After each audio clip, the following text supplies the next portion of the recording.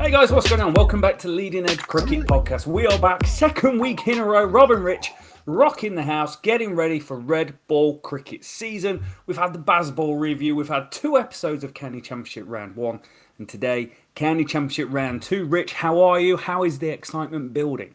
Good. Cricket season feels like it's on the way, mate. This is the week county cricket returns. It was the weekend of Cricket 4, so people up and down the country were getting into their pavilions and on their clubs to get it ready for the season. So it feels like cricket is almost here. This is the week it returns, Rob. It's exciting. It is. I love it. It is the most exciting and the most usage my internet will get for quite a long time. All 9 tabs are going to be open, games ready to go. And some crackers in Division 1. I was looking in it, Surrey versus Lancashire week 1. I'm quite excited about that. But we are going to touch on Division 2 today. And Division 2 is quite interesting because last year it was a batting paradise. Teams across the country averaging over 40. It was quite incredible. And we touched on it on the previous pods, but some people might listen to this and not to the Championship Division 1 if their team's in this division. But some rule changes, Rich. Yeah, absolutely. I mean, you said teams averaging over 40. That's not the best average in the world for a team, Rob, I've got to say. Top six batters in most teams were averaging over 40. Minor detail there. Minor detail. We mentioned it. If you did listen to the Division 1 preview, by the time you get to this, you'll know that there has been a change in point system. It's to encourage more wins. We won't go into details here, but it's basically an improvement or increase of the bonus structure and a reduction of the points for draw, just to encourage those positive results. Also, Kookaburra ball to be in use in July for a couple of weeks. My response in the Division 1 preview was, okay, whatever. It's a good thing. I'm belittling it, but it's a good thing. And also, we have a minor detail this summer, Rob, of a certain Australian touring side for a certain Ashes series. Not to forget Ireland. We're having a test match against Ireland first, but that has to be considered when we're talking about County Championship, obviously availability, etc., etc. I think when the season first gets underway, we'll probably talk a bit more about the structure of the summer, the calendar, the 100. County Championship is going to see 7, I believe, weeks. Is it 7 rounds, Rob? Yes, 7 rounds. Yep. Before a bit of T20 starts, before England play Ireland in a test match, there'll be another round of County Championship, and then we welcome the Aussies. Bring them on. As Ollie Robinson says, he's ready to give them a good hiding. He is. Talking of Ollie Robinson, he'll get a mention today, playing D2 cricket, along with a whole bunch of Australians that are here, including the best batsman since Donald Bradman, Rich. Really? Who's that? Steve Smith, apparently. Steve Smith. So let's have a look. So go on. Yeah, no, let's wind back the clock and have a little recap of Division 2 last year, and a particularly good one for 2 people from Nottinghamshire. Absolutely. Champs. Nottinghamshire went up as champions, Rob. Middlesex finished runners-up, promoted, rightly so. They were a good team. Glamorgan did the bridesmaid. Worcester in 4th place. Derbyshire 5th. Durham 6th. Sussex, a very, very promising young side of Sussex, including a certain Cheteswell Pujara in 7th and 8th. Propping it up. Not unfamiliar territory for Leicestershire. I know. I don't feel sorry for Leicestershire because whenever they get a good player, he's gone. It just happens all the time. Yeah, we spoke about this offline, didn't we? There's got to be a point where County Championship or County Cricket, ECB or whatever, get some sort of structure in place where if you are losing your best talents every other year to Nottinghamshire and other counties like Leicestershire have to have some form of financial compensation. So Rayan Ahmed, he's the next one, isn't he? I mean, he might be playing cricket for England, so I don't think they're going to worry about too much, but he'll certainly get a run before the season starts. But yeah, poor old Leicestershire. We will do predictions at the end, Rob. I'm not going to have any spoilers, but Leicestershire. I think they've got 8 wooden spoons since 2000 when the split of the divisions came in. So, it's only about 40% of the seasons or something like that. It's not too bad. Yikes. So, right, should we rattle through? Should we give our previews, give people what they need to know for Division 2? Yeah, let's do it. Whereabouts are we starting? Derby? Alphabetising, mate. We are going Derbyshire. 5th last year. Lewis de Ploy is the captain. Mickey Arthur is the coach. And I think that's going to be a very important part as we consider what they will be doing next year. Last year it was all about Shan Masood, wasn't it? Over 1,000 runs, 13 innings. He's moved over to Yorkshire now, which is a huge, huge loss.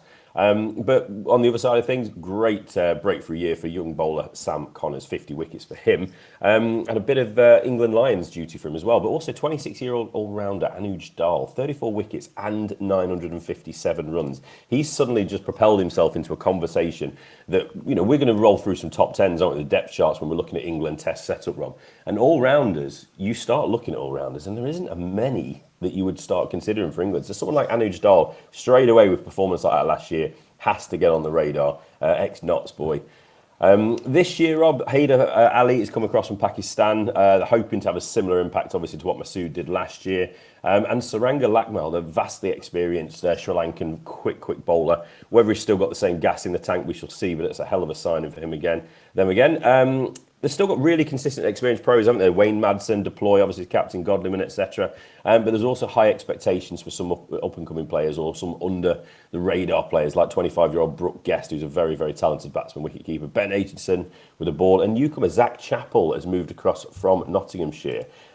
Talking of Leicestershire losing players, I'm pretty sure he came across to Notts from Leicestershire, didn't he?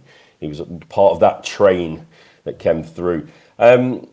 One to watch, Rob, and then I'll let you jump all over this. George Scrimshaw. He hasn't played much county cricket. 25-year-old, very tall fast bowler, very similar looking when you're watching him to Stephen Finn. Good experience last year in the 100. Fits the profile what bowlers England always tend to like. Needs more game time, but has the raw skills and attributes, I think, to really step up a level and to become something quite special. Bowlers can develop a little bit later in county cricket than batters, can't they? So high expectations once more for Big Scrimshaw. Yeah, Derby's heading in the right direction, I'd say. They've made some really good signings from the coaching structure over the last couple of years. People like Ian Bell being involved and things like that. It's making the place better. They've got 5 wooden spoons since the year 2000, so not quite as bad as Leicestershire, but there has been a consensus that Leicestershire and Derbyshire are generally two of the poorer teams in the country. Wade Madsen, he had a really good year last year. Last 3 years or 4 years since 2019, third most runs in the country. He's doing really, really well for himself, and the emergence of Anuj Dal is absolutely golden. His batting in the games he played in was worth 92% more than any other top 6 player playing. He was absolutely incredible, and that's including the grounds that he played on as well. He averaged over 40 every single month that he batted, 64 at home, 79 away. They are, when you look at player stats and you really break it down, you see inconsistencies through months or through playing home and away. And he was just ticking a whole bunch of boxes really early. Brooke Guest, if you remember, he had pretty much a breakout year last year. 4 centuries to his name, an average of 38, 53 at home, 25 away. Needs to go away and work on that. And Matthew Lamb, I thought, was worth a quick shout. 2 centuries last year. He's got a career 32 average in Division 1, but a 50 average in Division 2, and could really do some damage coming across. Decent player. Bowling was ranked 6th in the division, 38.15. Lakmal, for all the great Sri Lankan seamer coming in, I was quite disappointed with what he actually produced, but it was a batting division where there was very poor balls to bowl with for a large period of the season. He had an average of 40, a strike rate of 85. I'd expect something better from an international bowler, and I'll probably expect better from him this season coming. Connors and Aitchison, like you said, will be supporting him. Aitchison, 26 average, 60 wickets in his career. That's pretty good. I looked at Zach Chappell as well, and I was like, is Zach Chappell going to be playing, or is he adding depth, or what's he adding? Quite experienced, but only 60 career wickets for all the seasons he's been playing at an average of 37, and he's got a match average. So that's taken what did you average versus the average of the bowlers in the game, and it's about 6 worse than the matches he's playing in. So filler, is he going to make the team better? Possibly not, but maybe experience is good. Yeah, I don't want to turn this into the Zach Chappell podcast. I'm not sure how many people are going to tune in for that one, but I think when you look at the opportunities he had at Nottinghamshire, obviously few and far between, didn't really get a run of things, but also when he was bowling, he's not going to be given the new ball very often. So he's going to be doing a lot of the dog work, isn't he, in the middle overs, maybe when the ball's not quite at what you want as a sort of a strike bowler that he can be. So, yeah, interesting. I think it's disappointing when players with clear ability don't really get the opportunity when they do move counties. he's got a chance to start again, and he's yet another one, isn't he? Just doing the East Midlands triangle. Hell of a holiday that is. What a holiday that is. One thing I would say is spin bowling was particularly poor in Division 2 last year. The team had a 49 spin average on the year, and that was fourth best. So that shows you how spin bowling's going in Division 2. Everyone except Liam Patterson-White was very average. I've given them a batting good, bowling okay, spin poor. Yeah, but coach exceptional, and that could make the difference. Exceptional and going in the right direction. Absolutely right. Talking to coaches, we're going to move up to the northeast in Durham, Rob. Ryan Campbell has took over from James Franklin. They only won 3 county championship games last year, and 2 were in September, understanding Neil Colleen. That's why James Franklin's on his way. Scott Borthwick is the captain for county championship. So, big thing with Durham, really, finishing 6th last year. They struggled to bowl sides out. Bit of a surprise, obviously. You got the likes of Chris Rushworth last season, and for many years before. But leading the way, though, obviously, also Matty Potts. He was exceptional at the start of the year, wasn't he? A brilliant start to the campaign, and then he took over the course of the season 58 wickets at 17.87. He was a bit of a surprise call up to the England Test side, but did very well and deserved that call up. Obviously, this season might be a bit of a different story. But Michael Jones, he led the way with about 878 runs, whilst Alex Lees, who was the then England opener, had a solid start to the summer before Test matches called at 651 at 59. Borthwick, a very consistent factor towards the top of the middle order, as was Sean Dixon. The only, sort of, if only though, their batting card, Rob, was a certain Kiwi of Rashin Ravindra. He scored 263 runs in his solo outing in one game. First innings, 217. If only he could have spent the summer with Durham there. Here's a stat for you on Rashin Ravindra. Give me Out of everyone that has been dismissed in the history of the county championship, there's 7,270 players that's ever batted. He has the highest batting average of all time. Legend. End of stat. WG Ravindra. So this year, there's a couple of players we mentioned there who did pretty well last year, who might be playing a bit more, might not be playing anymore. 50 wicket man Chris Rushworth, he's departed. He's moved over to Warwickshire. He wants some first division cricket as he gets into the twilight of his career. Huge loss. So a lot's going to fall on his partner Ben Rain, 47 wickets at 25 last year. But Durham will have more Matty Potts. I can't see a scenario where he's playing in the Test sides, at least at the start of the summer. With too many players available, Ollie Robinson, Jofra Archer, etc. coming back, doesn't seem like Matty Potts will be in straight away. Also, chance for big fella Bryden Cars to stay fit and push his England aims. I don't want to call him sneaky old, but he's sneaky not as young as I thought he was. But he's a very good player. It's similar as we talk about George Scrimshaw. He's got that build, hasn't he, and that physique, and he hits the top of off nicely. So he's another player to keep an eye on. Obviously, we spoke about the lost Sean Dixon. He's moved over to Somerset. We spoke about that as a huge signing for Somerset in Division 1 preview we did previously. So they're going to hope people like young batter Jonathan Bushnell can continue his fine start to first-class cricket. And they're buoyed, I think, by a really good signing in Ollie Robinson. Not that one, the other one, the wicket-keeper. Really promising young wicket-keeper batsman who's come across from Kent. That's going to bolster a pretty strong top order with Alex Lees, Borthwick, Jones and David Beddingham, who has recently ended speculation. Rob, I know you're disappointed about this. His international allegiance, and he is committed to playing for South Africa. I'm just saying this because I think it's funny to say it, but he cited the wonder of Brexit as a reason he hasn't committed himself to England, by the way. Just saying. He would have been eligible to play for England in 2025 when he was 31 under residency rules, but why wait that long? He may as well go and give it a chance with South Africa, hadn't he? Few incomings, though. I'd say, just quickly, none more intriguing than Netherlands duo Bas de Leader and Brandon Glover. Really interesting couple of players pick up there. I like the way they're targeting the market. They must have, like Championship manager, Rob, they must have just appointed a scout that's covering Netherlands with their budget. Who knows? One last point before I let you jump on, Rob. One incoming that they did expect was that of Aussie off-spinner Todd Murphy. Recently made his Test debut in India. Made a really impressive start as well, 14 wickets at 25 in his 4 Tests, but they've pulled him because of concerns over workload. So as one door closes, another opens, and they've gone for the other debutant spinner for Australia and India, and that's Matt Kuhneman, 26-year-old left armour, 9 wickets in his 3 Tests so far, including a best of 5 for 16 in Aussie's solo win in India. Apparently, new coach Ryan Campbell hates draws, Rob. He must have some American in him, so perhaps we'll see some England-style 4-day batting and cricket from Durham this year. It'd be interesting. Always a hotbed of talent, young talent, particularly Durham, but they have seen different fortunes over the years. 3 county championship Division 1 titles since the year 2000, but 2 wooden spoons in the same kind of like 18 year. I'm taking the 2 years of COVID out. Had the financial issues, didn't they? That did push them back a bit, I think. Yeah. Yeah, it certainly did. They haven't been back in Division 1 since 2016 when they got relegated. Top 6 last year, pretty good. Top 6 average 43. Above the Division 2 average about 40, so ranked second. They're good. They're good. They had a great opening partnership last year with Dixon and with Jones at the top. So young Scottish international, played a bit in the World Cup, didn't exactly light it up, but he did light up the championship. 878 runs at an average of 51, 2 centuries to his name. He averaged 13 more than the matches of the top 6 of the matches that he played in. So that's quite incredible. Opening the batting as well. OG Robinson, you mentioned. I think he's going to be a really good multi-format player for them, particularly in the white ball. He's going to be strong, but couldn't really get the game that he wanted at Kent previously. 2 centuries back in 2021.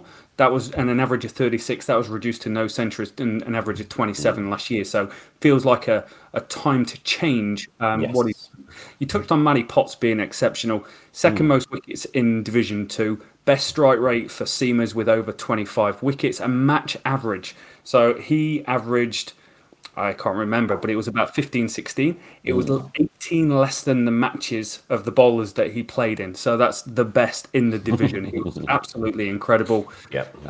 Chris Rushworth, he will be a big blow. He wasn't quite as formidable last year, but he was still good.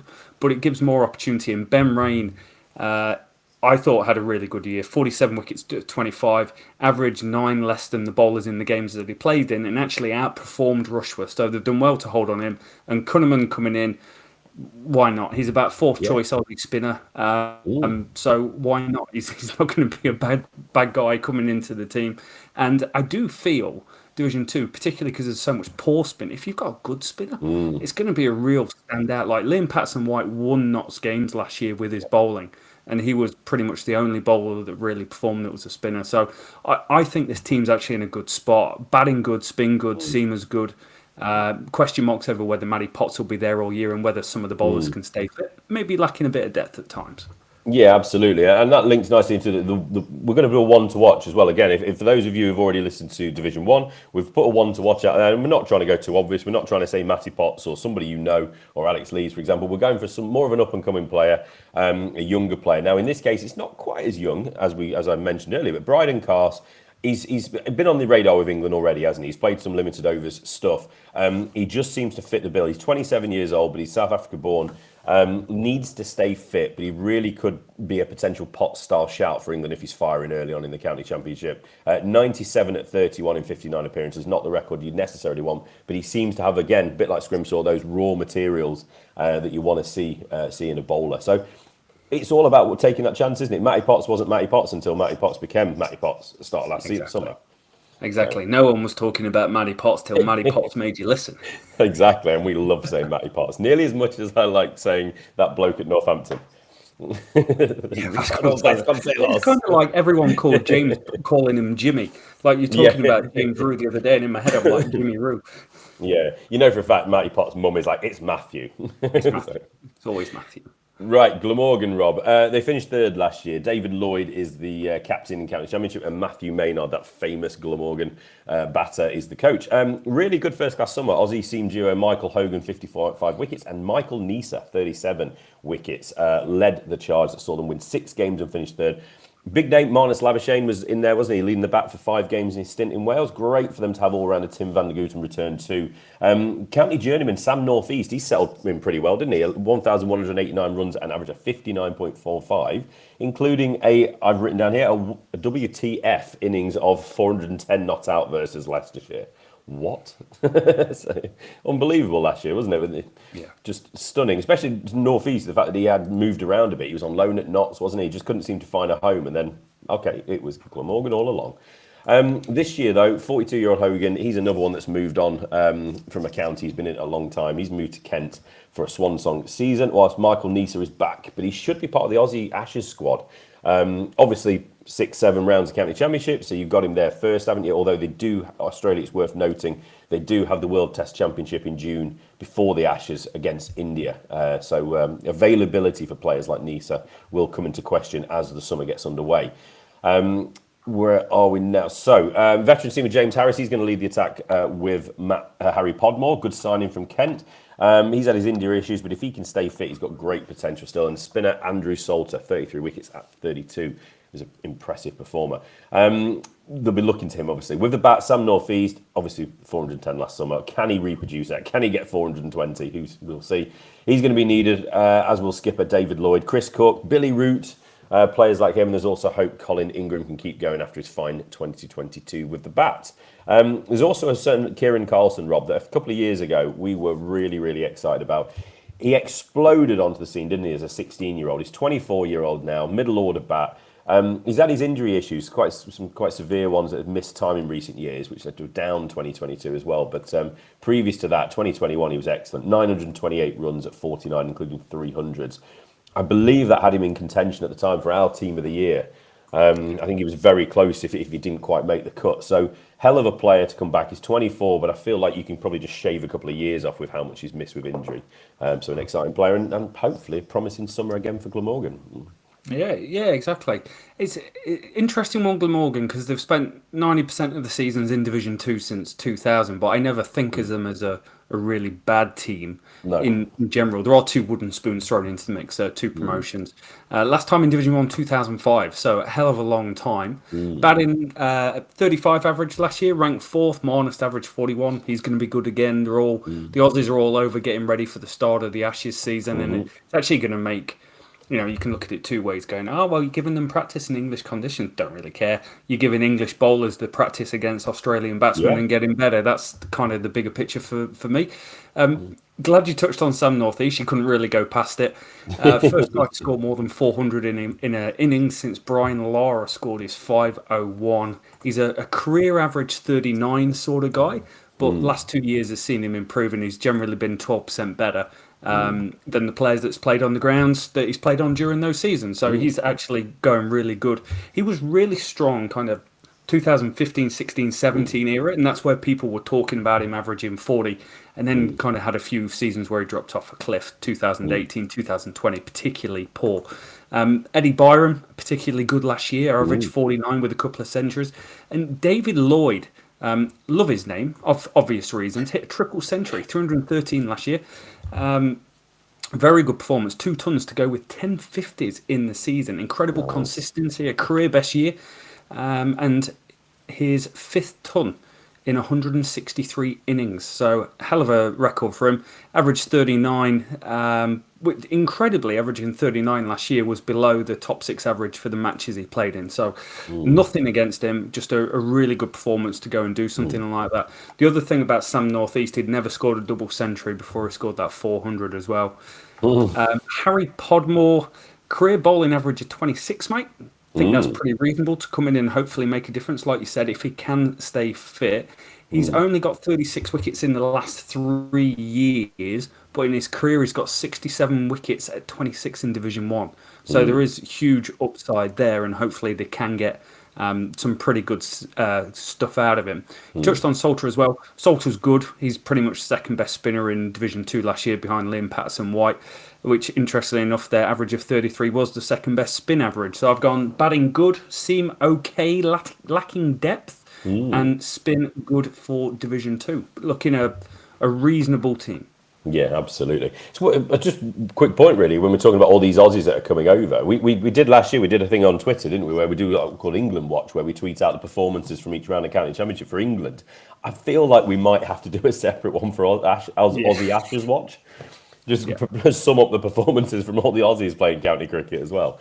A little bit more work for us. Okay, let's move it on. Gloucestershire, they finished bottom of Division 1 last year and were relegated. They're still a pretty good side. It was a good good Division 1 last year.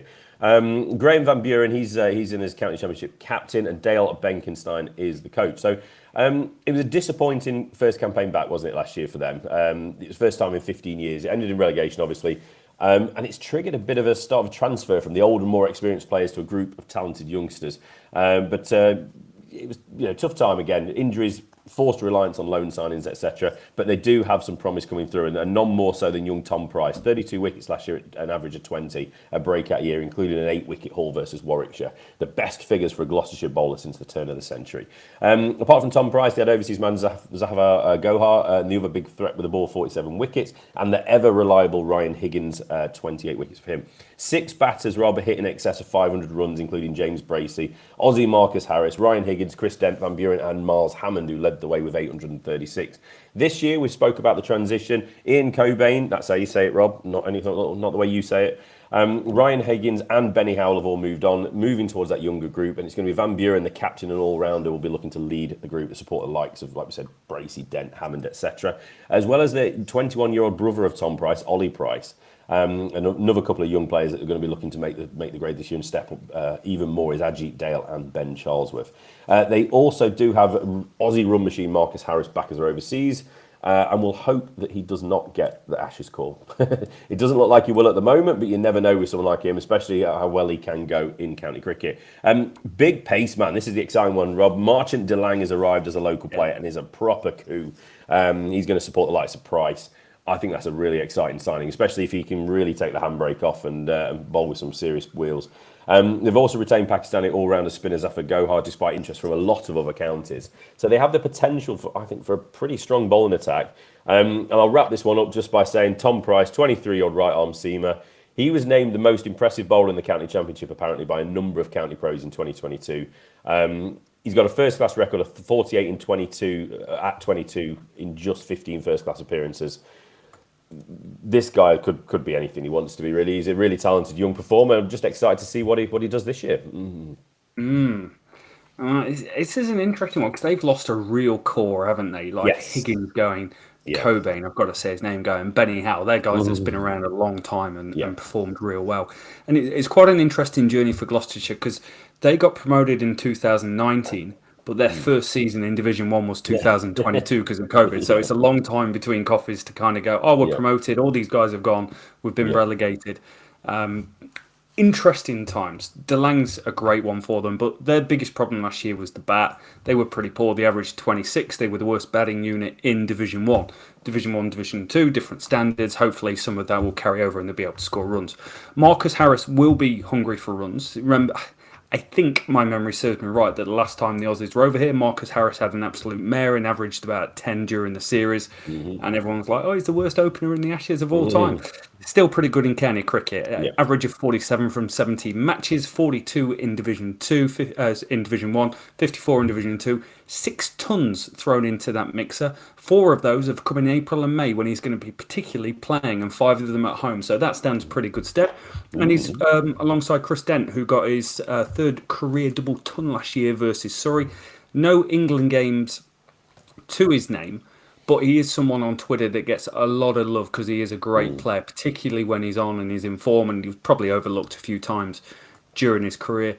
Career average of 36, mostly Division 2. He's about 8% better than the other top 6 players in the games that he plays in, but it is a really solid opening partnership. Out of the top 6, I think James Bracey is the one that's probably going to intrigue more people than most others.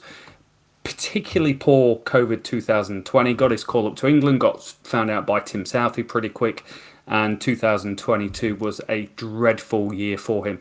Has he got the ability to bounce back, really? He gets dismissed, and I think I spoke about these stats before. Somewhere between 50 to 55% of innings for batters are dismissed for less than 20, and that's just county championship average for the top 6 players. His rose from about an average of about 53 to 73 last year. So he's getting out early and getting out early often, because you can average low and still get past 20. You're just not going on, and that's kind of the difference between good and great players. But he's really struggling at the moment with his game. Hopefully he can come back well. With the ball, third worst in Division 1. Higgins is going to be a huge loss. DeLange will add, some good parts to it.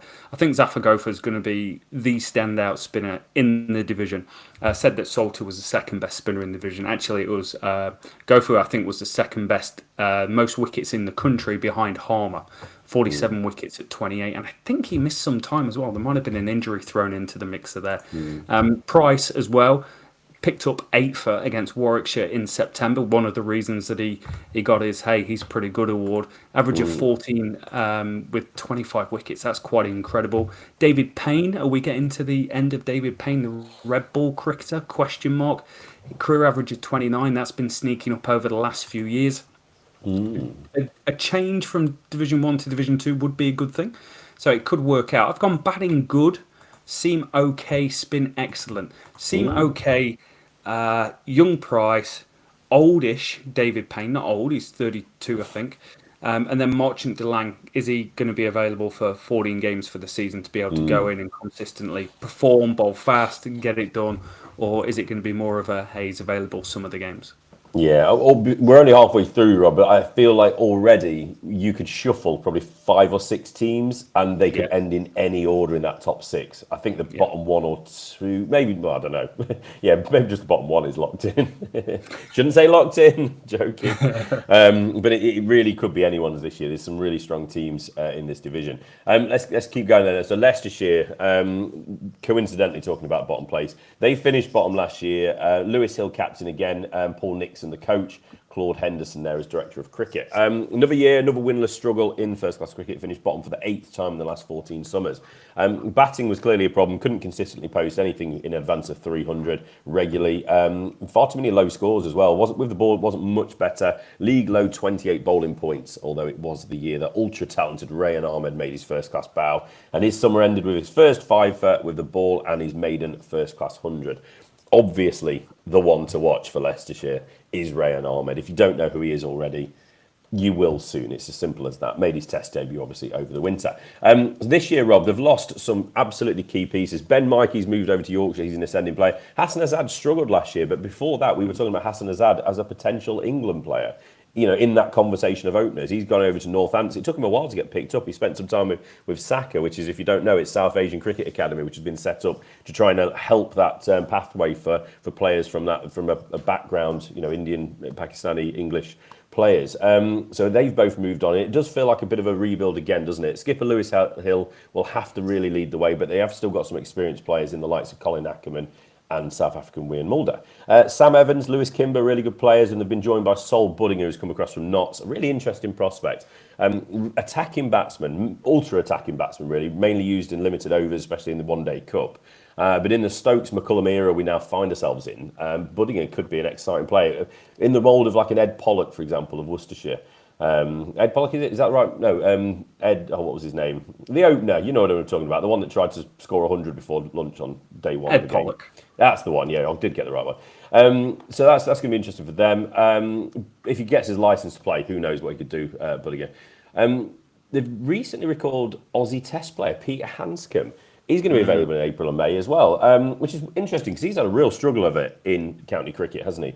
They've also got Indian batter Ajinkya Rahane as well, who's going to arrive in June after Hanscom is probably not available. So Hanscom's back in the Test arena, played in India this winter.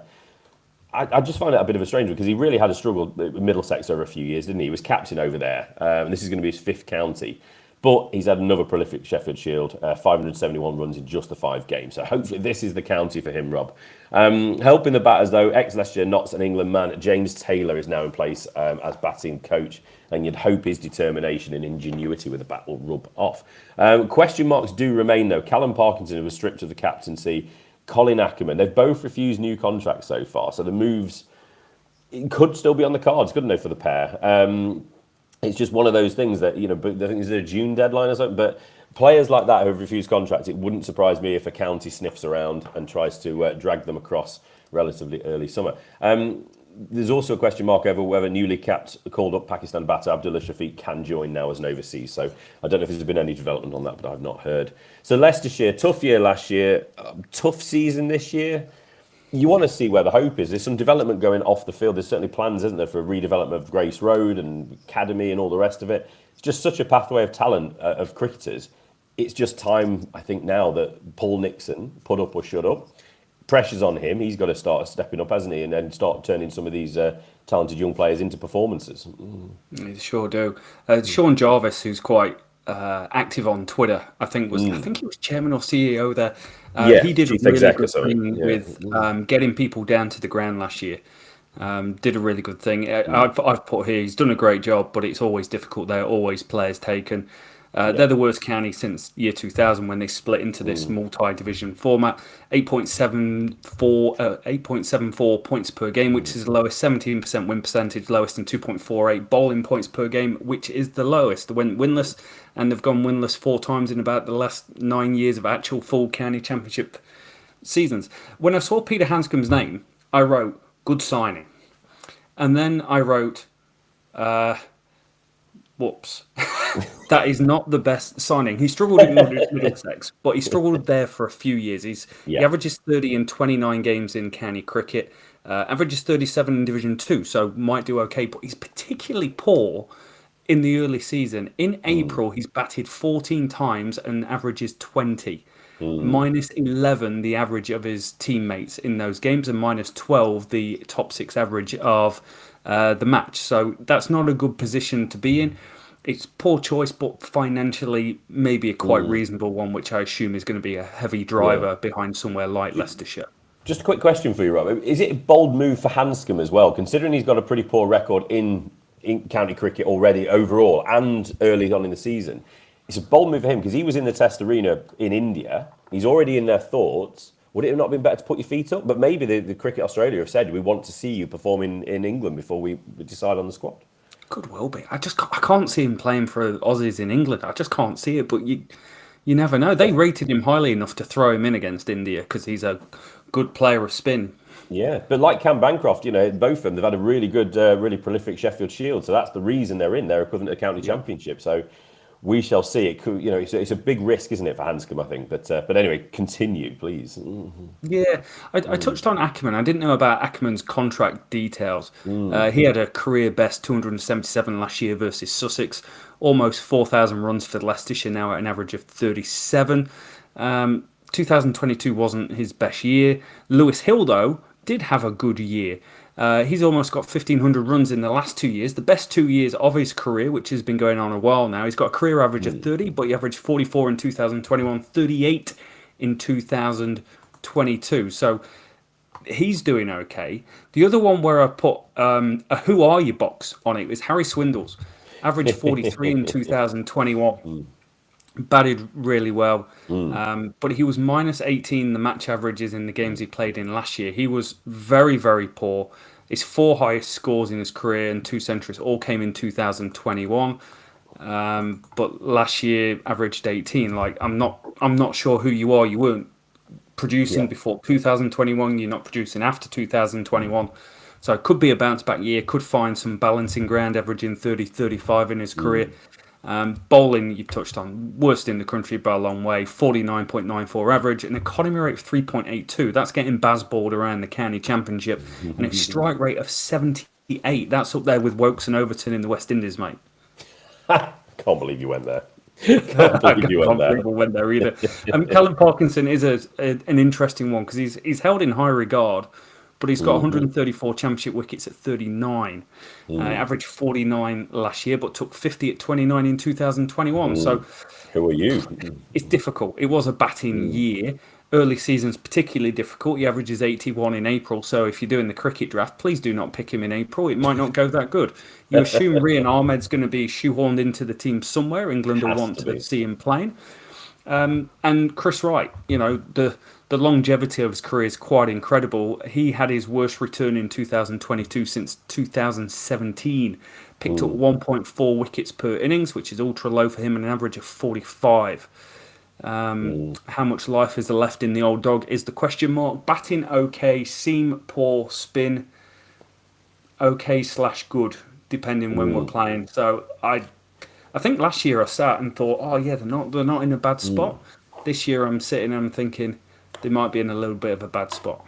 Yeah, absolutely. And just on Rayan Ahmed quickly, with a first class 100 as well at the end of last season, you don't have to worry too much as certain spinners, Matt Parkinson and 1 or 2 others, the young fella at Surrey we spoke about a lot, that they don't bat much. Whereas this guy, you can probably slot him in at 6 or 7 if you really wanted to. And he could be a hell of a batsman. If he ends up having a career like Graham Swan with the bat and ball, obviously, for England, that would be exceptional. But there is a chance he could be an even better batsman. than that. But we shall see. Very positive, very, for want of a better term, Bazball-esque batter, isn't he? So, which is great to see. Another county that has churned out young players in a ridiculous fashion is Sussex. 7th last year. Pajara is captain this year. Tom Haynes was in charge last year. Paul Farbrace, this is his first year in total control. You can see why he wants to make certain changes, and it makes sense, doesn't it, to give Pajara, that experience and let players like Haynes concentrate more on his batting. A real difficult year for them again, but just with a number of young cricketers coming through and being given their opportunity.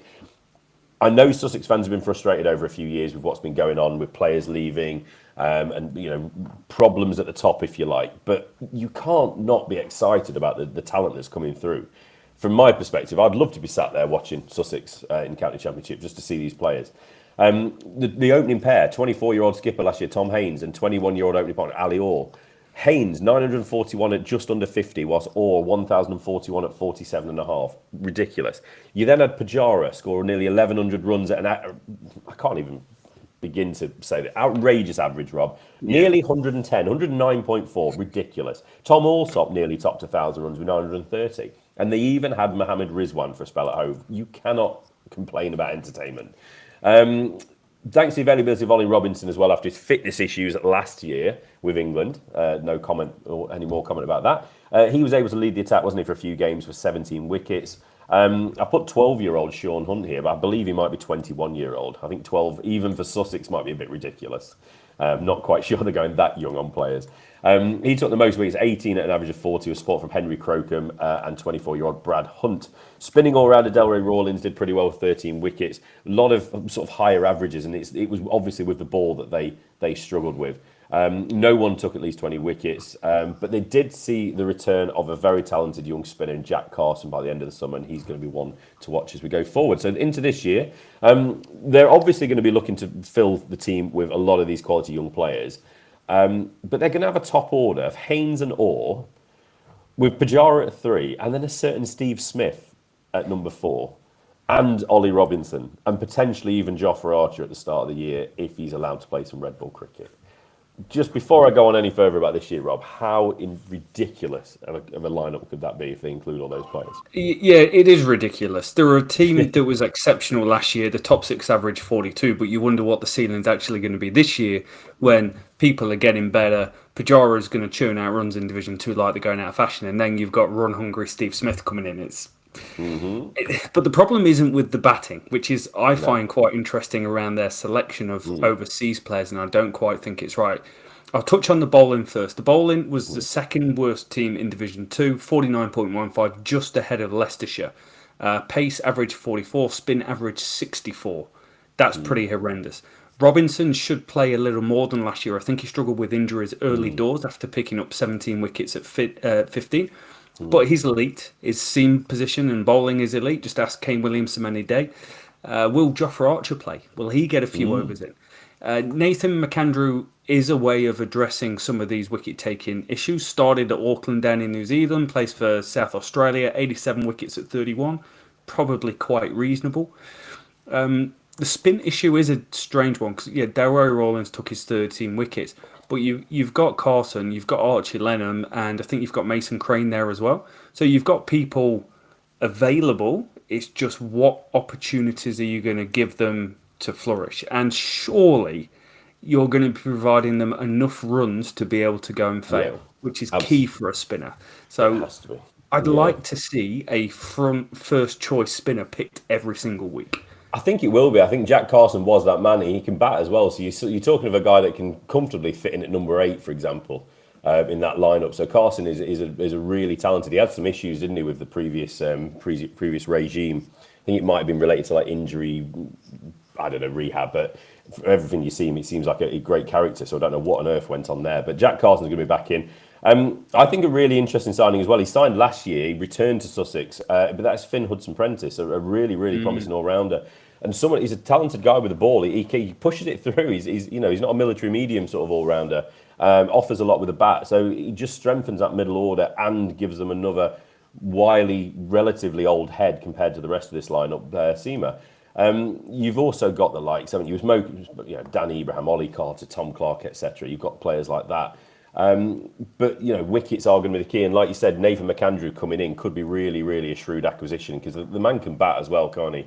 That's a really interesting one for me. Sussex, I really like, but I do agree with you. It's lovely seeing the likes of Pujara. How can you not bring him back? Lovely seeing the likes of Steve Smith. But really, if they could have gone out and got themselves an absolute, danger man with the ball, then they really could be onto something, because we're not going to see much of Ollie Robinson at Sussex this year, or maybe early season, and we're probably going to be seeing a controlled Jofra Archer. Apparently, he's been told in between IPL games, the England setup want him to bowl some longer spells in the nets, I assume, just to get him up to speed. Whether he then plays a little bit of county championship, we shall see as he gets back from IPL. I suppose it all depends on how well he does there, but I'm sure they've got a plan in place for him for England. They will have, mate. The other one to touch on, you did touch on, Orr and Haynes at the top are elite and possibly the two most exciting openers there are in English cricket. Orr, third most runs for an opener in D2 last year. Haynes ranked fifth. Both of them averaged over 45. One over 1,000 runs, one just less. Haynes, in the last 2 years, has got the most runs in the country, a strike rate of 56 thrown into it. And Ali Orr's got the 8th most amount of runs, an average of 44. Orr's got a bit of work to do away from home. Scores heaps of runs at Sussex. Averages 55, but only 33 away from home. But did score a career best 198 in September against Glamorgan to finish off the season, and also changed his game a little bit, playing a little bit more aggressive than what he was the previous season. So coming out of his shell, whereas Tom Haynes is quite aggressive and exaggeration, but tries to cut every single ball that he can go in. Interesting enough, he's played since 2016 in the Championship, and he's 24 years old. So massive England radars going on all around Tom Haynes. 243 in April last year against Derby as well. So looked really good. Also, Tom Alsop had a hugely under the radar career year last year. 930 runs, an average of 42, 4 centuries. Career average of 29 across 8 seasons. So good for him. That's like a Dear Diary moment. I'm going to tell you what I did. Also, the team scored 20 centuries, most in the country last year, mate. So I've gone batting excellent. Spin, I've put poor, but potential good. And it's because I don't know what they're actually going to do with it. And seam, I've put good to okay, depending on who's available, from Robinson to Archer, and who can support them. They may well end up in a position where they win some games early doors, and then Robinson goes, Archer doesn't play, and they score a shed load of runs, and they average 50 with the ball again.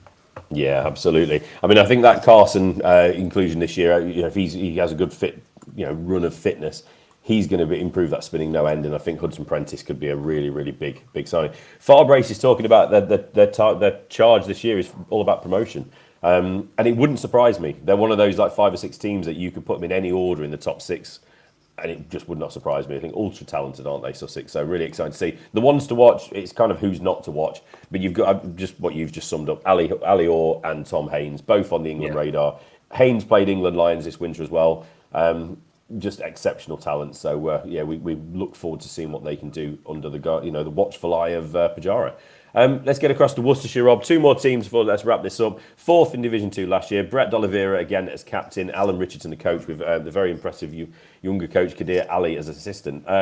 Steady season, I think we have to say, don't we? Finished 4th, mid-table, bit of mediocrity if you want to call it that, but a difficult season in some respects as well. Alex Gidman ended up stepping down. I think a number of draws, maybe we didn't quite kick on to that title charge or promotion charge that they would have liked.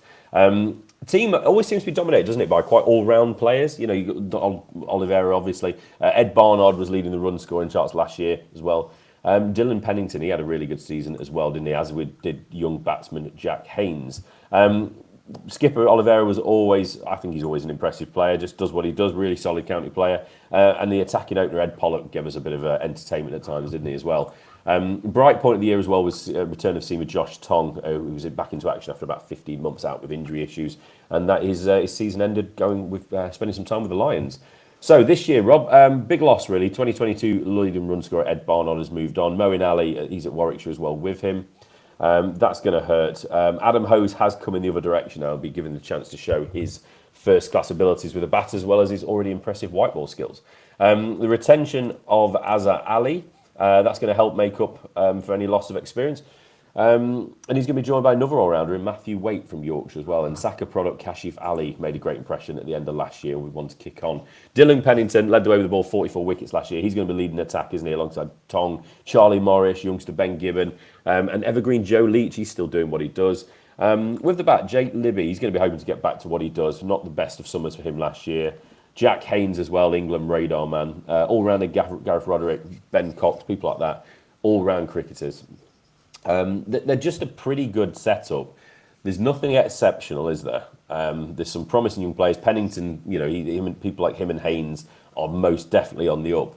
But I don't really know where to place Worcester this year. They just feel like they're probably going to fit into that middle of the pack again. Yeah, you could be right. And there may have been a bit of over-performance last year at time. The average 35 with the bat, kind of mid-tier. The average 32 with the ball, which was the third best. 30 with seam bowlers, third best. 48 with spin. 48 with spin, incredibly, is third best in the division last year. That's something for the ages. Ed Barnard is going to be a huge miss for them. Jack Haynes, classy, hard-hitting, potential for days, multi-format player, 3 tons, all come in last year. He went from averaging 35 in 2021 to averaging 47 last year. Strike rate of 50, but he has got the ability to go quicker and had a match plus average of 9.93, so almost 10 runs better than the top 6 in the games that he was playing. Jake Libby, it wasn't too long ago he was on our depth chart of top 10 openers in the country, and potentially citing COVID outbreak of 8 players may get a game for England. That's coming off. He left Notts in 2019 where he only averaged 24, and since the move to Worcestershire he's averaged 47. So 24 at Notts in 33 games, 47 at Worcestershire in 33 games. Just shows what a bit of belief and an environment and change can do to someone. Adam Hoser's coming as well, who's played quite a lot of white ball cricket around the world this year. I think he played in the Big Bash. I'm sure I remember watching him. He hasn't played county cricket since 2019. But will be playing county cricket this year. He wants to. So I think that's a really good guy to have in. 80 T20 matches, scored over 2,000 runs, strike rate of 148. That's pretty brutal. Yeah, it's a real roll of the dice move, isn't it? It's really an interesting one as well. Surplus to requirements at Warwickshire, so why not? Why not give him a go? And it's clear that he must have wanted this move because he wants to play red ball first class cricket. Otherwise, why not just stay at Warwickshire? So really interesting to see how that goes. And with the ball, mate, I've got good seamers. Pennington, Leach, Tong, Barnard will be missed. Josh Baker, 23 wickets, 44 last year. Batting good, seam good, spin okay. I think they'll probably have a similar type of season. I do think the Barnard loss will be a big miss as well. And potentially they didn't quite as much as they would have wanted out of Azhar Ali last year. For a guy with 7,000 test match runs and 97 test matches, kind of expect him to average 50 plus, to be honest. Yeah, absolutely. So one to watch for me. Obviously, Jack Haynes is an exceptional talent. Rob's gave you the stats there. But Josh Tong, so many injury problems for him as well. He's only 25 still, but career first class average so far in 48 appearances, 151 wickets at a shade under 25. A really good player, and they'll be hoping he gets a clear run this year, and he could be a difference maker. Last but absolutely not least, Rob, is Yorkshire. We're never far away from talking about Yorkshire, are we? We're not going to talk about any off-field stuff today. It's just about what they're going to do this year and what happened last year. So they were 9th and got relegated. It went down to the wire, didn't it? Obviously, that nail-biting final day of the summer. Really weird year, wasn't it, for Yorkshire? Obviously tough on and off the pitch. And I've put down here a bit of a timid relegation as well. The big highlight, obviously, start of the year was the rapid development of Harry Brook. 967 runs in 12 innings from an average of 107.44. Obviously, that's propelled him into the England setup. But he did have to wait, didn't he, until Johnny Bairstow fell off a tee or whatever he did on a golf course to give him that opportunity. There were contributions, obviously, the likes of Adam Lyve and Dawid Malan. But when Dom Bess is your 4th highest run scorer, Rob, something is not right. Credit to Bess, though. I'm not taking the mick out of him. 499 runs at 29. but something's not right if he's scored 4th most runs. Jordan Thompson, 42 wickets, Stephen Patterson, 37, and Best, 36 were the leading wicket takers. With good contributions at times from the likes of Matt Fisher, Ben Code, young George Hill, who we'll speak about in a bit, Matt Reeves and Harris Ralph. So this year, Rob, down in Division 2, all change again, isn't it? Ex-captain Steve Patterson, he's now retired. Tom Kohler-Cadmore's moved on to Somerset, whilst Gary Balance, remember him, he's returned to his native Zimbabwe, and he's even playing Test cricket now, isn't he, for Zimbabwe.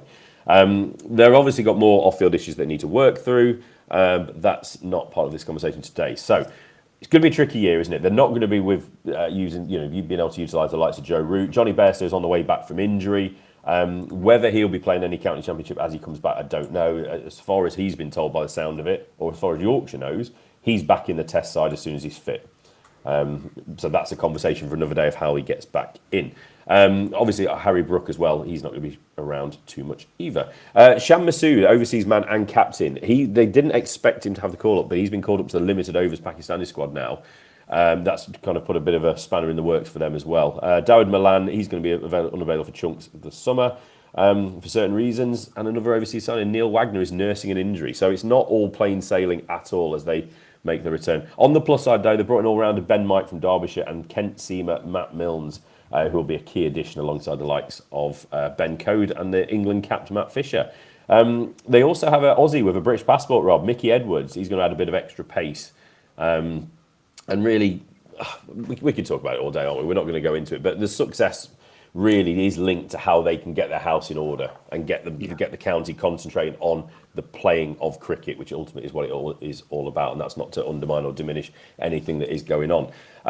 One to watch for me is going to be George Hill, 22-year-old batting all-rounder, has the chance to be a real integral member of this team this summer. They're going to need him to, I think. In 23 appearances, he's got over 1,000 runs at just shy of 30 batting average with 200s, and he's took 28 wickets at 21.5 with a best of 6 for 26 against Lancashire. This is an interesting one because on Twitter you've seen a lot of noise that it's a given. Lancashire are going to win 1, Yorkshire are going to win 2, and I don't know if it's going to be either of them. I don't see it. No, it's a strange one. Only 1 win last year, mate. That's poor. In fact, that's their worst return since it went to Division 1, Division 2 in the year 2000. They did get relegated back in 2011. In 2012, they bounced back with promotion first time around, and 2 years later won back-to-back championships. So you know what? It might not be all doom and gloom for them. They're going to be without players. Root's not going to play. He's playing in the IPL. Harry Brook played in the IPL last night. I think the guys that you're going to see who are going to do really well, I think you'll see Adam Lyth come in and score a bag load of runs in Division 2. He's still high quality. Yeah. In fact, I'd make a call saying he's one of the best domestic white ball cricketers, openers in T20 in the country still, even at 34, 35, however old he is. But 790 runs at an average of 32 last year. I think he's going to do better than that. I think Milan's going to play and score some runs. Tom Kohler-Cadmore has left. Yes. So it does create opportunities in that lineup for someone to come in. And I think that's probably going to be Finlay Bean. He's going to get a bit of a run in the team. Made headlines last year, second 11. I think he scored 400 in a game. Can't remember what month it was, but that's not a bad return for someone. So they're going to be okay. They're always going to be okay, but there will be different faces in this team to get them going. Bowling wise, I don't know. Maybe I'm just looking at this wrong, but it doesn't excite me. I don't look at it and I'm like, oh, I can't wait to see that goal. You'll get Matt Fisher back. He should be able to play more games. He only played 2 games last year. Ben Code's a really good cricketer and I think will do really well. So if you've got both of those available, you've seen Bowling's in pretty good nick. But you are going to miss the consistency of a Patterson or someone like that. Yeah. And Don Best will be there with his spin. Probably one of the best spinners in Division 2 and probably the best batting spinner in the country to go alongside it. So I think they'll be okay. I'd probably give them a batting. I'd probably give them good across the board. Good batting because there's enough quality in and out. Spin, good because Don Best is going to be better than Division 2 spinners generally. And seam bowling, your opener bowlers are probably good, but I'm worried about your depth. Yeah, absolutely. Yeah, I think I've seen quite a few like you have as well, where it's Yorkshire being plonked at the top. And when I've tried to have a think about what I would predict, I struggle not to put Yorkshire in that top 1, 2, 3 at the lowest, but I'm not convinced. I'm really uncertain about it, and we'll do a prediction shortly. And I think Yorkshire, you have to put them up there, but it wouldn't surprise me if they end up 5th, 6th, or even in the division this year. That's the wrap up, Rob. That's the 8 teams in Division 2 this year. For the Division 1, we listed, didn't we, 10 to 1. Shall we just say who we think might get promoted and then who will finish bottom? Because I think it's too difficult to actually place these teams in this division this year. So should we get the first one out of the way, rip the Band-Aid off? Bottom? Leicester. I feel bad for him, but you can't. I mean, with the record they've had over the last 10, 15, 20 years, you can't say anything other than Leicestershire. You're being unfair on somebody else if you are. But I hope that they do improve. So who's your 2 teams for promotion, Rob? I'm going to force you into it first because I'm really not sure and I'm trying to buy time, like at a restaurant when I can't decide what to have. Yeah, you got to go first. I'm really polite. I actually don't know what I'm doing. I don't know how I'm here. I'm tossing this up at the moment between 3. I think Yorkshire will be there. And then I'm tossing it up between Derbyshire and Gloucester, I think is where I'm at the moment. Well, I think I'm going to go with a Yorkshire-Gloucester combination, which seems really boring because they both came down, but I do think they're really good. I think the only team from outside that is really going to make a play could well be Glamorgan. Yeah. So I've gone, the order I've put it in as well is Derbyshire, Yorkshire, Gloucestershire. So we've got the same 3, Rob, but maybe in a slightly different order. I'm just looking at Mickey Arthur, and I'm looking at players like Anuzal and whatnot, and Sam Connors, and I just think they've got a chance to do something. It's all about that mentality and that whole environment that's being created by such a legendary coach as him. Gloucester just should miss out. I think Glamorgan and Sussex can put a run of it. I think we're going to have an underwhelming, maybe not underwhelming, but just a relatively okay summer for Worcestershire, unless Jack Haynes and the like really kick on, and then it's a struggle again for Durham and Leicestershire at the bottom. So Derbyshire and Yorkshire for me, but it wouldn't surprise me if Yorkshire slip out of that. Who did the cricket pick this time round? Good question. Let me Yorkshire, Derby, Leicestershire bottom. So the Cricketer magazine, I'll run through it here. Yorkshire, Derbyshire 1 and 2, Glamorgan 3 again, Worcestershire 4 again, Gloucestershire 5, Sussex 6, Durham 7, and Leicestershire 8. Wow. Not far off. Yeah. So that is 18 teams, 2 divisions. Done. Maybe 1,000 players, all done. It feels like it. 3 podcasts down, an hour of action, and the championship starts. I want to say it's on Thursday. Yes, this week. So this will be out. We're recording this on Monday, aren't we? So this will be out imminently. Awesome. Hopefully. That's so good. So good to be back. So good to have Red Ball Cricket. We've got heaps of plans coming up around what's going to be going on. We're going to be going through updating the England Watch depth charts, top 10 players in all the different positions, openers, number 3s, middle orders, wicket keepers, all-rounders, seamers, spinners, and fast bowlers. They were really popular last year. You can catch us on all social media platforms, particularly Twitter, where we are very, very active. And subscribe and leave a 5-star review wherever you are listening. Leave a comment down below if you're on YouTube. Thank you so much, everyone. And a bright thumbs up, says Rich. So bright thumbs up. Get those likes going. Come on YouTube especially. Get those likes in there. We'll catch you all next time.